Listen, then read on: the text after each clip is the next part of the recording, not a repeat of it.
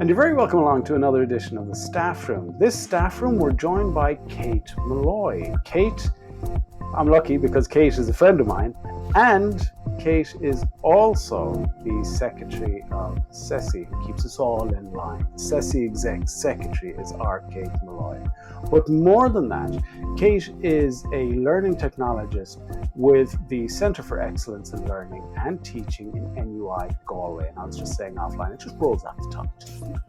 Just rolls off the tongue.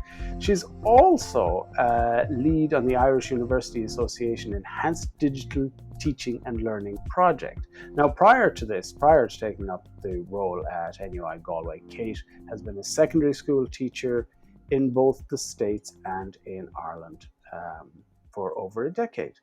Kate, you're very welcome to the CESI staff room. Thanks so much for having me. I look forward to an interesting but informal conversation. Kate, talk to me about your career starting in the States and then moving home to Ireland. Now, the question is a loaded one because it says beginning career in the States before moving home to Ireland. Talk to me about that. Is States, you're born in the States and then you moved over here, or you're Irish? Tell us that story. Yeah, that's the confusing one. Let me tell you, Garda vetting forms are great crack where I'm from. There's lots of ringing my mother and asking desperately. Yeah, I suppose the simple version is I was born in the States to an American father and Irish mother, and we came home, I think, when I was 6 months old. And I spent the majority of my childhood here in Ireland. So despite my accent, I was very much educated here, and my family moved to the States at the very difficult age of 13. And I ended up leaving Irish secondary school. I was supposed to go to secondary school in the States and try to navigate, what was an entirely different space from a small rural national school, outside of Moat. What was that like, Kate? Seriously, now, what was that like from Moat to the States? Like, I suppose I was lucky in that I was familiar with, suburban New England, that we had, been there on and off and visited and had family there. So I knew what I was getting into, but that was kind of the problem, that I knew what I was about to face. Yeah, it was just a different planet. You kind of, at 13, we had always had a bit of freedom in Ireland. You're not monitored when you're outside or doing things with your friends or moving classroom to classroom. And I moved to this environment where things were so locked down that we were led to the canteen to have lunch and led back to the classroom. And it was so authoritarian and strange to someone like me that I when people would ask, what was your childhood like over there? I said, well, have you ever read Lord of the Flies? That things were very casual, in terms of, just how we related to each other and how we, played and got on out in the countryside, all of the terribly But dangerous things we did. but isn't it amazing how kids adapt? Kids adapt, overcome, and get on with it. Basically, that's the power of being a child. It took a couple of years. I'll just put it that I can way. imagine. I can imagine. Talk to me about the overview. So, look at teaching. You got into teaching, and then you went from teaching in secondary schools to teaching in higher education. Talk to me about that jump. So, first of all, teaching. How did you get into it? Did you always want to be a teacher? Yeah, so I suppose I got interested in teaching that when during, I suppose, my years living in Ireland. My mom taught further ed and taught, adult learners and teenage learners, in kind of business studies and IT and that kind of thing. And because my parents were divorced, I often went with her, that I didn't have a babysitter. I would go to class with her in the evening, or I'd hang out in the school, in my free time or when I was finished school. And I saw, honestly, just how much fun she had with her students and how much she enjoyed her work. So I suppose when you're looking at careers, and some students at 17 or 18 are so certain. I didn't really know at the time, what I wanted to focus on, but I think it became evident, like, honestly, that teaching was maybe a noble choice, that it was something I could do with the particular talents I had. And, if anyone knew what it was like to be a bit of a tearaway student during those years in the States, it was me. And to be honest, I wanted to help, yeah, students that were going through difficult times, much like I had. And, I always kind of took that slant to being the empathetic teacher, and the kind teacher. So I did that, and I taught in the States for 2 years in a large inner city high school in the state in Connecticut. And I was a new graduate. I was doing my master's at night and kind of planning for moving home. And then I moved home in 2007. And it was just on the cards the whole time that as much as I adapted to the States, I just desperately wanted to be home. But in 2007, there just weren't permanent jobs. So from 2007 through 15, I just bounced around. I think I was in something like 14 different schools, Wow. everything from private boarding schools to youth reach to subbing in primary schools, like everything under the sun. Like my CV is quite long and diverse, just, I suppose, taking anything you could get. And, I really wanted to work in education. I was kind of desperately missing it, during those periods of unemployment where, that were kind of inevitable, that it just, it broke my heart not to be doing what I loved. And honestly, starting higher education was kind of a whim. I saw this learning technologist post for 3 months at NUI Galway, and I had just finished up in one of the ETBs. There was nothing on the cards. You're facing, for any of the precarious teachers listening to this, you know what it's like. You're facing 3 months without pay and the potential of not having a paycheck again in September. And I applied for this post, thinking whatever happens, it'll be great experience. Mm. I'm interested in technology. This is my wheelhouse. And it became a new Is it career. is it a very different thing, Katie? It's something I don't. So to be sitting there wondering what next, basically, not to just oversimplify what you've said. So you're sitting there, you've done, because I met you, you were in a secondary school in, well, I met you through CESI, but you were Yeah. in a secondary school in out Mount west Bellew. here. Yeah. Yeah, Where yeah, you came yeah. down. I remember that. What, like, how do you go from sitting down wondering what's next to third level? Talk me through that, because I'd imagine it's a very different discipline. It's a very different thing altogether. Yeah, it's a funny one because honestly, there wasn't, in the initial phase of that, there wasn't much thought. It was, I'm going to apply for this post. It's 3 months. If I'm successful, it's a new opportunity. But to be honest, I would say the transition was really facilitated by the assistant director of Kelt and now project manager of the EDTL project that I'm working on, was Sharon Flynn.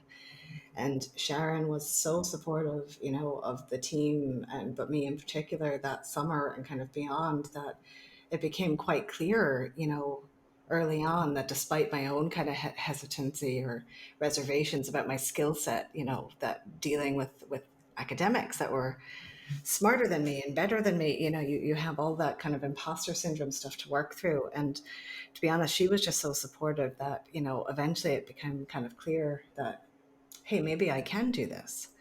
Maybe this is something, because maybe that teaching experience and that adaptability and just, the variety of experiences you bring from teaching, maybe there's quite a bit of credence in that. And I think it's Yeah, actually proven, that's been my superpower to some extent, is that, yeah, when you teach in so many different settings, that there's a part of me, even now in my work, I kind of shrug when things go wrong and say, well, unless it's on fire, like nothing's really wrong, because, when you're in a classroom, you deal with everything you can ever imagine. Every teacher you talk to has, mm, you know, interesting stories about, being in the cold face. So, I think just having that wealth of experience has definitely helped me, because when you're working with people, especially as a learning technologist, we have so many different subject areas and disciplines, and so many people from different levels of the career, from kind of,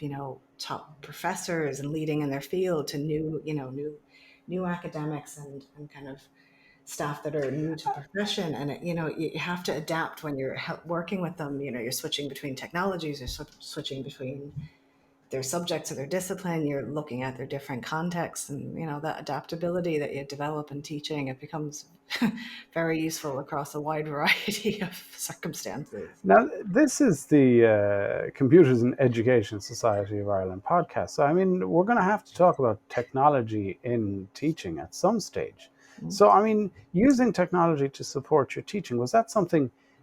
Is that something you always used technology, or is this a new skill set that you took on to get you to where you are now, or were you always comfortable using tech? I think I got a little bit of the curiosity bug from watching what my mom was teaching. So I would always play around with things. So when we got our first PC when I was a teenager, it was very much about, okay, crack my knuckles and say, how can I figure this thing out? What can I do? So that curiosity was certainly always there. And when I started teaching, again, like any kind of school, setting, that the technology is so varied across the different schools you're working in. But for me, no, it was always there. I was always experimenting, and it was always part of what I was trying to showcase as part of what I could bring to a school, especially when you're really constantly on the job hunt. But to be honest, I think coming to the first CESI conference, I know I alluded to that, and the keynote was in 2000. Oh, what year was it? 2012. 2012. Yeah, Yeah, 10 years.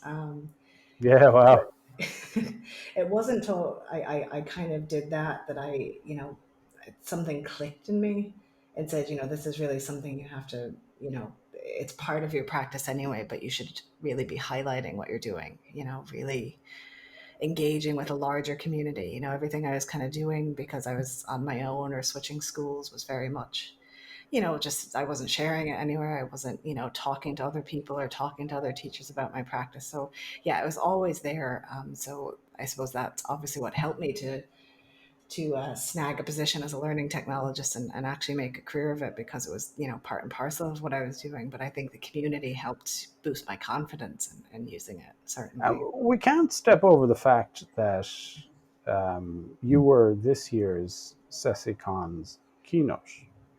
So we're not going to let that slide.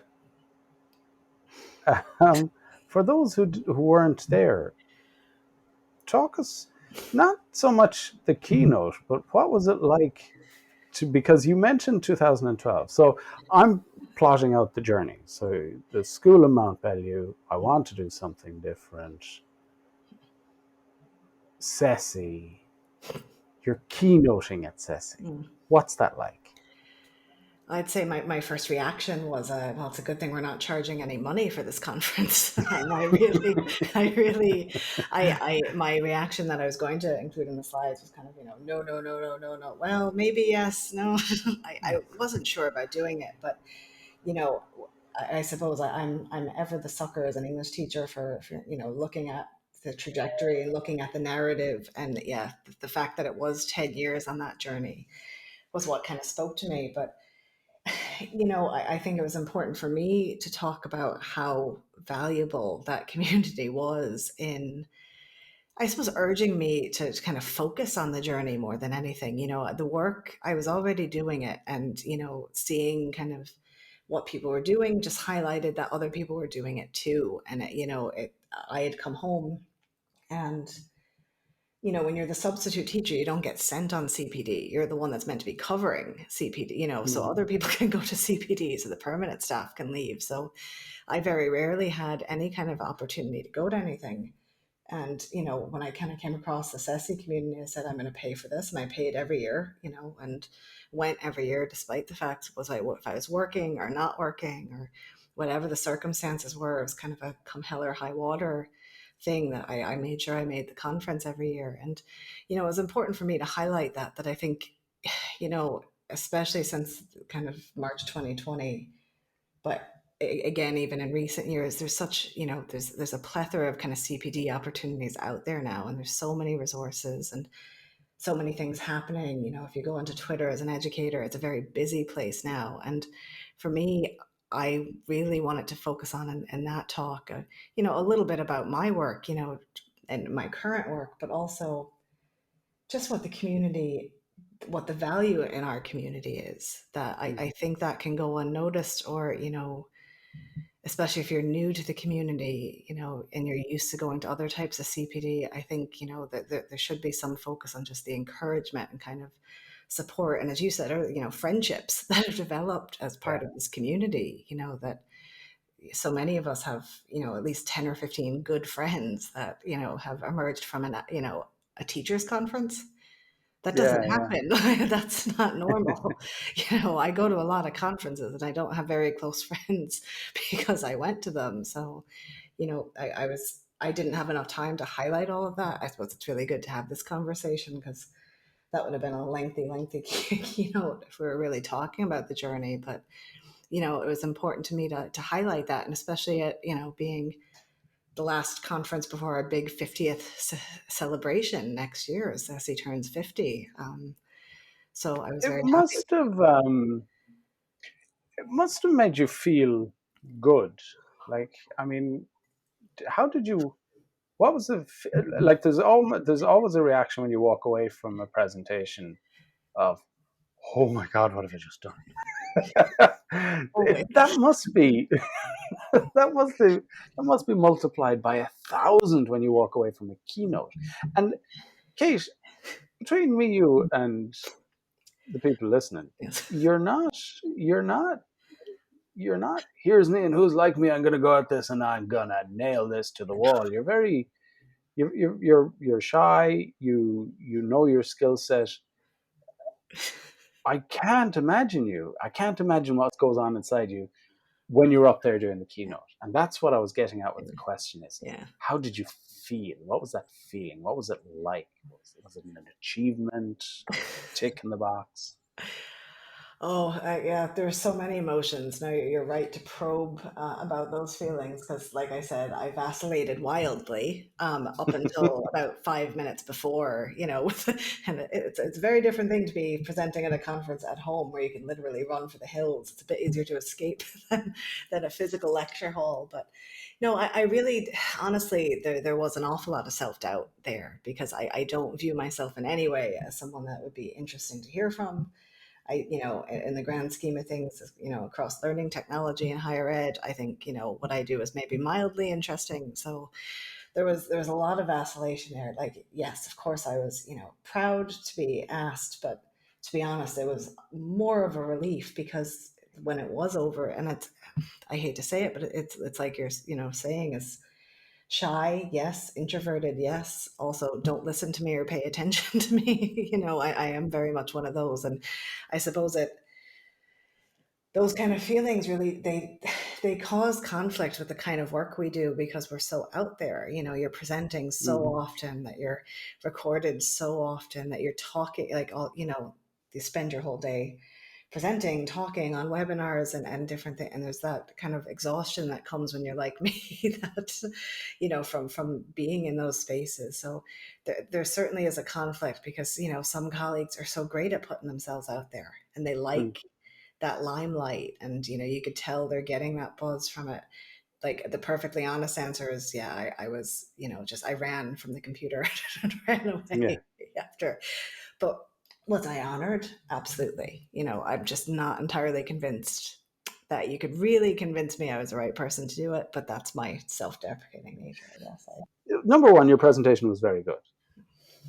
I really enjoyed it. I think you did really well. And I know for a fact that I'm not the only person thinking that. So take the credit. You did well. So I know that embarrasses you no end. So I'm going to move on. So I'm going to start down that journey, that road, that path. Technology adopted as part of EDTL at NUIG. Talk to me about EDTL project at NUIG. There's an awful lot of letters there. It is that our work is kind of swimming in acronyms enough to confuse any person that, yeah, doesn't have access to a glossary. Yeah, I apologize for that. I'll give you a context, I suppose, on the project first, and Too. try to outline it as simply as possible. Because as actually Sharon Flynn, the project manager, has often pointed out to me, you get immersed in these worlds when you're working on a project for a couple of years. So take your time and actually try to set the context. So I suppose, like any of these things that happen in higher ed, it's a funded project, the Enhancing Digital Teaching and Learning project. It's run through the Irish Universities Association. So it has provided resources, including people like myself, to work and support the incorporation of digital technologies at each of the 7 IUA institutions. So in my case, I'm the lead at NUI Galway, and I started that in the summer of 2019. So I was lucky in the sense that I was already working in Kelt as a learning technologist, so I would continue working within Kelt as a learning technologist, but with a specific focus, full time on working with staff and supporting digital teaching and learning. But I suppose it's a very good question because that context of supporting digital teaching and learning changed drastically within the early months of the project. Summer of 19, we were meeting as a project team up in Dublin. That people were getting hired onto the project from the various institutions. We were forming this kind of national project team and starting kind of small work. That initially my focus was on digital resources. So I was working with a small kind of pilot group of around 20 staff, developing interactive learning materials. So using tools like H5P and Nobly and Articulate, and producing multimedia like podcasts and videos to integrate into that interactive multimedia. And we were kind of working on learning design and working on various approaches, and it was great and it was rewarding, but it was quite small scale. And we had our project launch, I think, that November in 2019, and we were just gaining a bit of momentum and kind of forming, this national team, and cementing our work, I suppose, at each of the local institutions. And then COVID hit. So, like everyone in March 2020, we had to refocus. And, let me tell you, it was a really great time to be working on digital teaching and learning because we became quite popular. Lots of people were doing digital teaching and learning, and entire universities moved online. How well you plan that? Yeah, and we've often, we always we try to be so sensitive about it because obviously, so many of us have lost people. It's been a terrible time, but from the project point of view, it does almost seem opportunistic because all of a sudden people were listening. So, on kind of a national and local level, we formed a community of people that follow our newsletter and attend kind of regular webinars. But on the local level, I had to look at kind of reformatting everything I was doing to just support staff to get online and to get to grips with digital now under these emergency circumstances. So we did an awful lot around, I suppose, modifying the original kind of learning design workshops or things I normally would have done to just plan to get online and take your resources and remix your resources and think about designing for that online context. And I suppose the dust has settled a couple of different times, between pivots to campus and back off campus and back again, and everything's, feels like we're constantly pivoting somehow. But in that time, there was some space and some opportunity when I suppose, when things moved online, that staff also had more of an opportunity to meet us for CPD opportunities. So I was able to run more workshops, run the Universal Design for Learning course, run some of the things that normally wouldn't have been at such a scale in the face-to-face environment, because you would be asking staff to maybe sign up for a 3-hour workshop in such and such a place on campus. And, everyone's busy and, trying to get places. So I think the online space certainly opened things up that bit. But really the project has been, it I suppose, pivoted like everything else, but really worked to support staff throughout each change that we were facing. So like some of the resources I shared in that keynote, like including that EDTL approach that we published in the summer of 2020, we sat as a project team and carefully deliberated about, the different topics included, about the different resources we would use, that reusing open resources to create open resource. And there was quite a lot of thought. Infographics look lovely, and publishing a lot of help and tips and webinars and things looks great. But to be honest, even to I suppose, give a nod to my project colleagues. There's so much thought and careful consideration into the work that we did do to support staff. So, even as the project Mm. starts winding down towards September, I think we were very responsive, and it kind of really proves a need for more investment in in digital teaching and learning, and investment in those that support digital teaching and learning to happen, if we're going to remain flexible enough to offer these options in the institutions. So EDTL, of course, for those who don't know or just miss it, is Enhanced Digital Teaching and Learning, and that's the project that we're talking about. Mm. Kate, the question I've put forward, and I have been putting forward since the very first sort of staff room, and I'm asking Mm. everybody, people on the Mm. street, random people, what, how do you think things are going to change? How, in your opinion, how, do you think people are going to go, oh, thank God this is over, let's go back to it? Or do you think people are going to go, my God, we've learned some great skills, I'm going to use them to support my teaching? Yeah, the cautiously optimistic side of me says, yeah, everyone's going to learn from what happened, and, and absolutely embrace everything that we've done.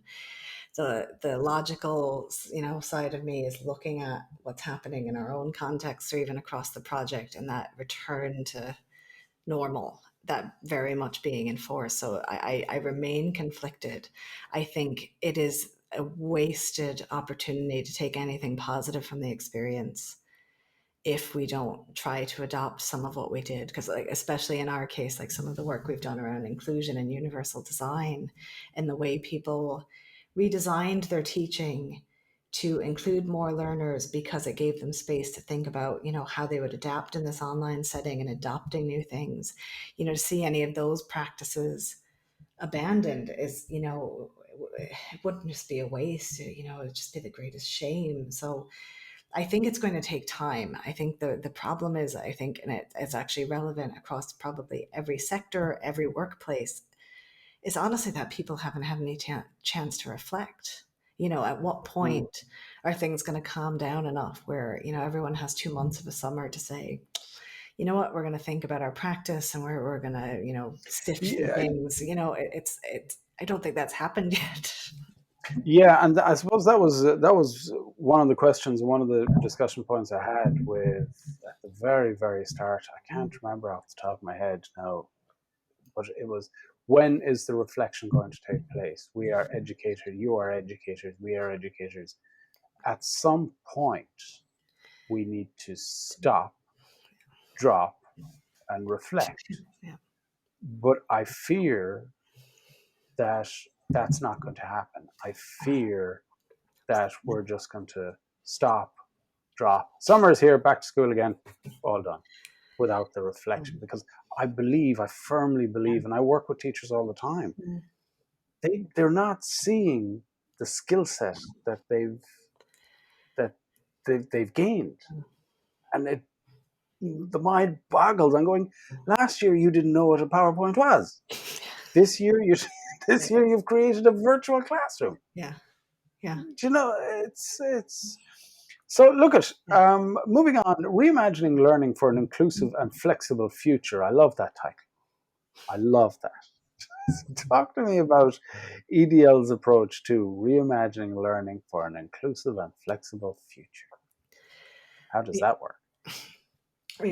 Part of that, I suppose, comes out of some of the work we're doing as we finish the project, that some of the conferences and events we're kind of contributing to, that would, I suppose I started to draw upon some of those themes, and that inclusivity and sustainability, and tie into the digital, so well, that, as we plan ahead, I agree fully with what you're saying, that we haven't had that time to reflect. It seems like we probably won't.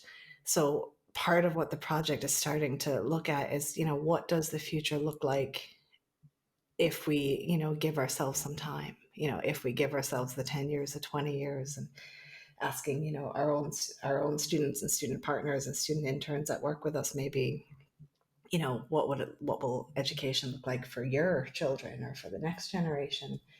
I think that's where we've kind of had to pitch things. But really, you know, I think the constant kind of adaptation that I've even alluded to earlier, I think that's where some of the reimagining comes in. Like what we've done with staff throughout this time is we've talked about not reinventing the wheel. In most cases, like, our staff have digital resources, they have approaches, they have assessments, they have things that they're doing that can be either simply enhanced or remixed to make things, that little bit more engaging or that little bit more different or that little bit more inclusive. So we've been really talking about that concept of reimagining, because we've already covered so much with staff.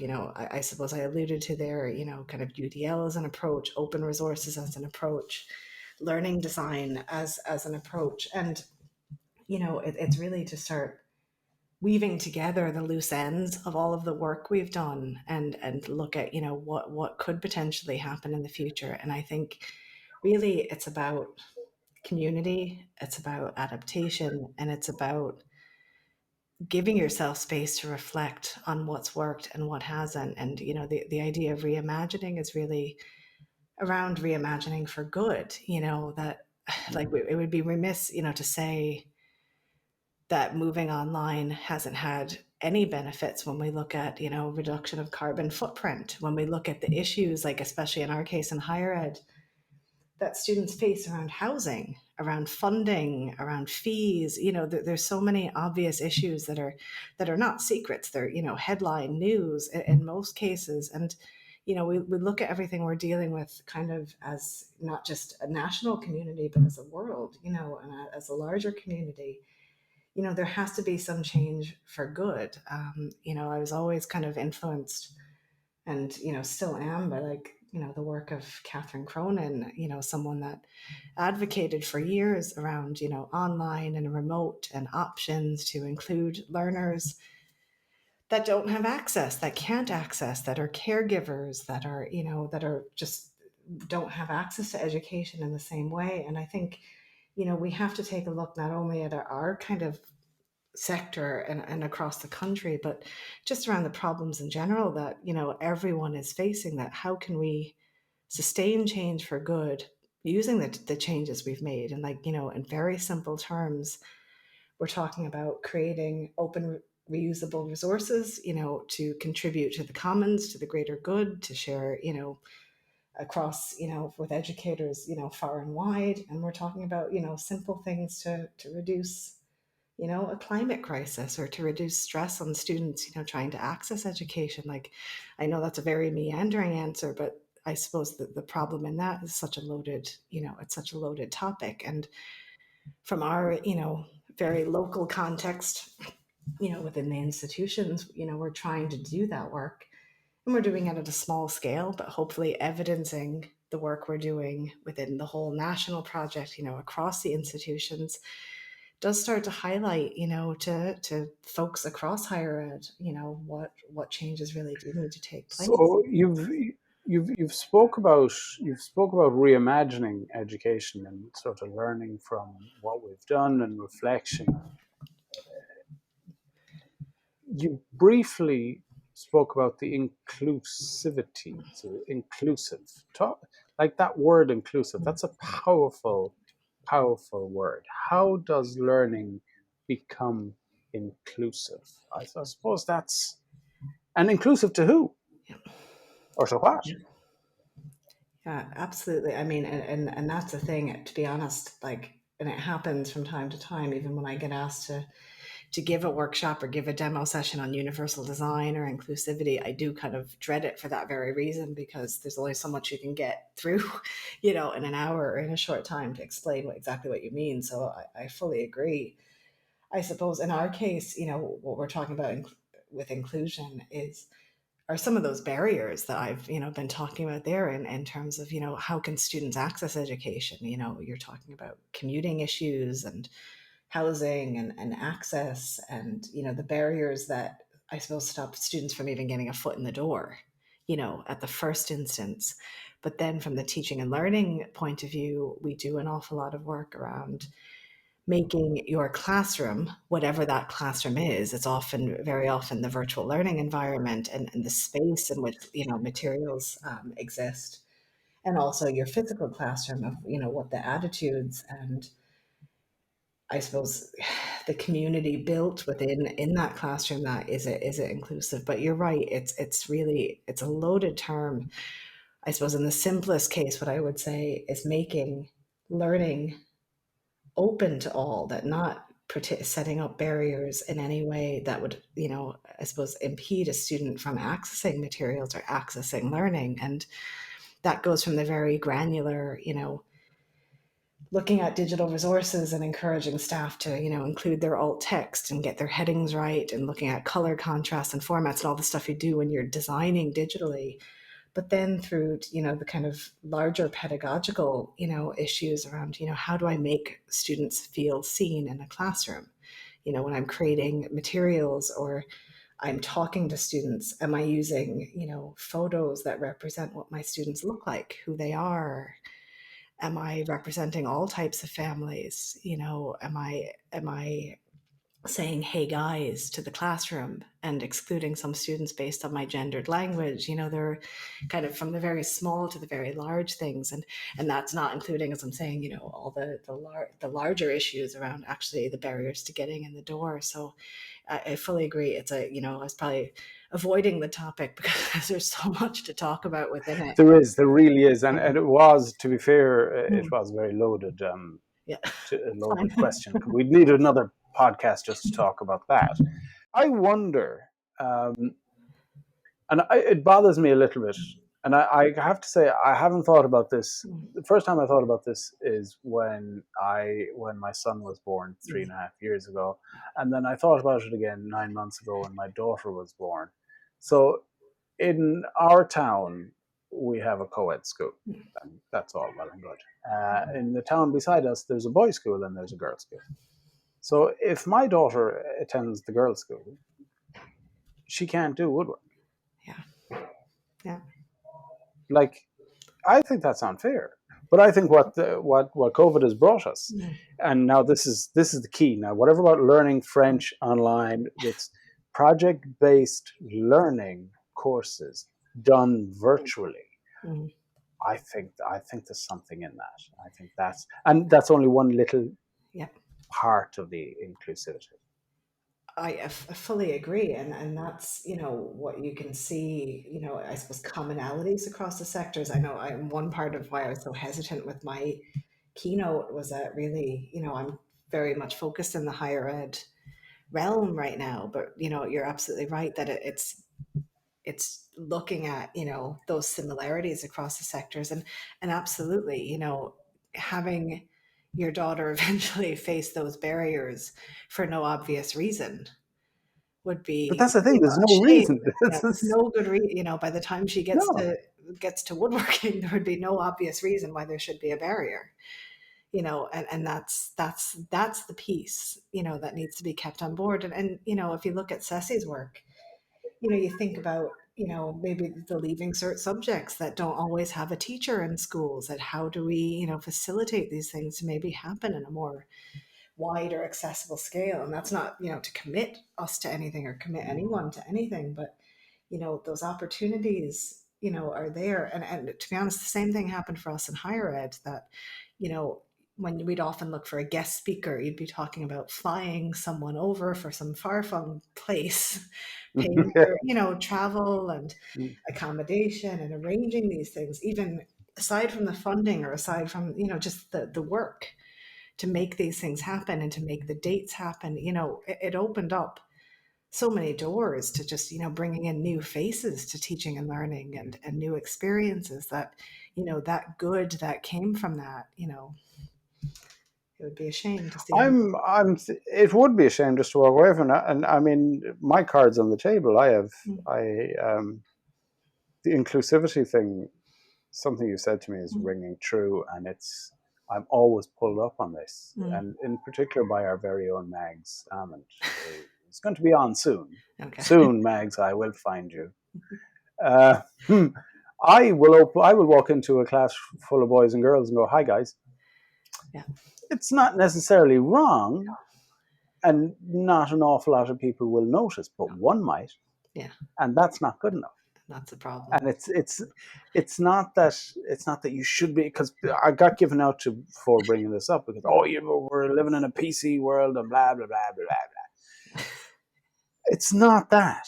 It's about missing out on that one One person, person. or it just that putting out that one person. And I was that one person. And from what you said, Kate, you can identify as that one person. Yeah. So maybe we should be looking including them, as opposed to this PC. PC and inclusivity. They A lot of the time people are tying them hand in hand, and they're not really being politically correct and being inclusive are different things. They're Yeah. thought to be the same, but they are And very different things. yeah, and to be honest, it's really, that element of letting things get politicized because you're trying to use, gender neutral language or something. Yeah, that's not the approach. We would try to take it all in the classroom. It's about, the universal design principles effectively stating that designing your teaching and learning, or in this case, your practice, or however you interact with students or communities, designing in such a way so that no student is disadvantaged, that all students are advantaged in some way, but that you're not, you're not disadvantaging anyone, and that everyone can benefit from that, from that change. So, by coming into a classroom and saying, hey folks, Yeah, it's, you're not affected, you're not going to single out that, the one person that might take issue. And there are little things that, what we say, and I suppose it's a maybe an important point to make, when we're talking about inclusivity, is, you won't always get everything right. We all make gaffes, we all make mistakes, we all maybe say something that was so ingrained in us, as children or when we were younger, before we knew what something meant, that everyone is prone to these mistakes. And that's absolutely fine. Is that, if we're giving ourselves time to learn and reflect, and, it's more important that we're, making changes, or becoming aware. The awareness piece is what we would be hoping we, kind of instill in staff, more than saying, oops, I made a mistake, and kind of getting a yeah. slap on the wrist. It's much more about the learning experience. What do you think the classroom is going to look like in the future? Yeah, we're trying to tease this out for a chapter right now. It's another loaded question. Because I'll tell you why I'm asking. I took a picture of, and I use this all the time, and I did this on purpose. So I took a picture of a classroom, an old classroom. I can't remember where we were. It was some park when there was animals running around, and they had an old part of the village, and they had the old schoolhouse. And I took a picture of the old schoolhouse. And then Jake was in, my son was in, and he Yeah. was playing with one of the abacuses, and I took a picture of him in the old schoolhouse. Okay. And I put those two pictures up as part of my presentation. And I said, name the year. And they're all, 1912, 1905, 1817. And I was going, no. It was taken last year because that's my son and he's Yeah. 3 years old. So the physical classroom may not change, but the classroom in the use of the term classroom as a learning space, I think that's going to evolve. And I suppose that's Yeah. what I'm asking. What do you think Yeah. that is going to look like? Yeah, and I was just going to agree with you. You look across any, stage of classroom, or, even the old schools around this country, nothing has fundamentally changed. And when you walk back into a lecture hall like we did in August to try to support kind of a hybrid teaching or high flex teaching, you go back to that same rigorous model and the same rows. And it was a little bit depressing, to be honest, to see, everyone return to that after trying to get so creative with their learning. For me, I think, the classroom for us, there's probably two sides to that. Is absolutely, learning spaces is something we've explored in Kelt now for a number of years. We've had Kelt conferences, fully about kind of the learning space and what the university should look like. And there's a new library project and redesign kind of coming on board. And there's so much work done, and there's so many great kind of international examples, and some national examples around spaces. I think the design term for both that and the kind of the online space, or the digital space, is going to have to be around flexibility. The physical classroom has to be usable by students, in this day and age and beyond, that, things need to be able to be moved around, that students need flexible furniture, they need places to charge phones, they need places to work with devices and work with multitudes of devices, they need access to equipment. And, I've seen some great examples. Like there's a Learning Commons at the University of Mary Washington that's just phenomenal. That there's places I've been and different events I've been to that are just fantastic. But the digital space is really, I suppose, where my main concerns would be. And, in our sector, you're very much kind of, I suppose, stuck. I hate to say stuck, but where we're kind of stuck with the VLE to some extent, that whatever you're using, whether it's, Blackboard or Brightspace or any of or Canvas or any of those right now currently, or Moodle. But in the future, I think there has to be some more nuanced attention to the digital spaces, that whatever the platforms end up looking like, I think generally teacher, whatever the sector, you're in, really needs to be able to design something a bit more customized, a bit more flexible, and to make learning happen and be facilitated by digital spaces that are that bit more flexible, and where the digital isn't noticeable to some extent, that digital doesn't become the barrier to accessing either the channels of I communication or where the resources are, or whatever you're doing in that space. I think that's a really good point. I like that the digital becomes, it's not a thing. It's not a term we Mm, should be falling over. We shouldn't be no, tripping over digital. no, We shouldn't be tripping over words mm, like VLE. We no. shouldn't be tripping over, as educators in school. You don't. Like it's. I often said this, and I'm Mm, doing this for a few years now, and I've gone, and one of the teachers would come up to me in school and go, "I don't know how to program in the photocopier," and I'm going, "It's not your business to program in the photocopier. That's no. why if it was easy, I wouldn't have a job." Yeah. You know what I mean? So your job, you need to be teaching, and I fear that the look of the space, the learning Mm, space, if we start focusing in on VLEs mm, and platforms, I think we're on a slippery mm, slope to losing that mm. that look, Yeah. that vision.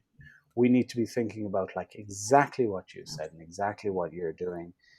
Um, we need to be thinking about how do we make it inclusive? How does Hassan, the student, Mm, have access to learning from where he is? mm, Not let's provide him with a VLE, a computer, a webcam, and a mm, microphone. Those are terms that the IT world put on mm. stuff. Yeah. Whereas if we remove the terminology Mm, and tell me what you're looking for, and then we build the platform, or yeah. we build a vision on that, Yeah. I think that's what you're saying. Yeah. And Did I miss the point? no, no, no. And I was going to say, even I would summarize it just by saying, yeah, it's about the experience, whatever that Mm. experience is. And even one example I use, that despite, obviously working in a university can be slightly, different in that we have access to things. We have licenses for Blackboard Collaborate and Teams and Zoom, and you kind of you pick and choose what tools you like.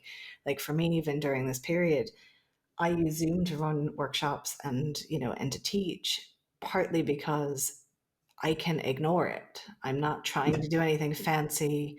I know Yeah. how, but for the most part, I don't want to run polls or to do things. I want to talk to the small group of academic staff that I'm teaching and not have that get in the way. And when you're talking and you can very simply see each other, or a few slides to give a demonstration, or share your screen, it doesn't impede that experience. It facilitates it and enables us to connect safely in a time where we obviously can't. And obviously we can save and record and do all those things, but it's really about the experience, because it kind of blends into the background of the way I use it. I get to focus on the experience and on the community and on the conversation, rather than trying to do anything. And it's not to say, I'm exploring methods around hybrid and high flex kind of approaches, and that's part of my work. But for me, when you're dealing, especially with staff who want to learn about technologies and kind of tease out, the pedagogy behind why we might use some of these technologies, it's not about online teaching in that context. And it's not about showing off what you can do in the fancier stuff. It's about, pushing that to the background and focusing on the experience. And you're right. It's absolutely about, that student, wherever they might be, can they access these things? Can they access the resources they need? And is the experience good? Yeah, exactly. I think it has to be experiential. Mm, It has to be. We know how we feel. mhm, We remember how we feel. There's something about teachers. We don't remember what we learn, but we know we don't remember what I don't remember what she taught me, but I know remember how she made me feel. mhm. I think that's an important Yeah. part of learning. I know that Mm, our very own my business partner mm, in a different mm, guise came up with the idea of sending students. Chris Rayner, legend, mm, came up with sending kit, the maker kit, send it to the classroom, mhm. and he'll facilitate online. Yeah, but they physically can. And my instinct was, oh, we're going to need webcams, we're going to need microphones, we're going to need the Wi-Fi. And he's going, nah, dude, we're the camera on me, the camera on them, and Zoom in between, and we'll take it from there. And I think that was a lovely approach. Yeah. I think it's a lovely approach to it. Mhm. Kate, thank you very much for joining us on the CESI staff room.